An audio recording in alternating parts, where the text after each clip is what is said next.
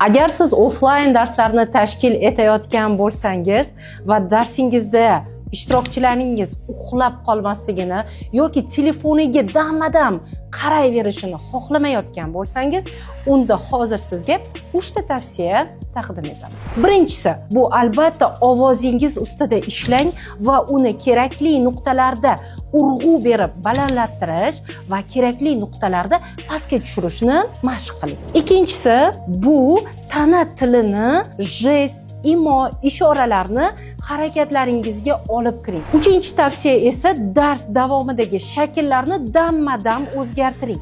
Ma'ruzada barcha auditoriya bilan ishlayotgan bo'lsangiz, biroz muddatdan so'ng individual topshiriq bering, yozing, bajaring degan va yana biroz muddatdan so'ng 2 kishi, 3 kishi bo'lib birlashib, mana bu topshiriqni bajaring degan shakllarni olib kirishingiz mumkin. Shu kabi foydali ma'lumotlarni olish uchun menga obuna bo'ling.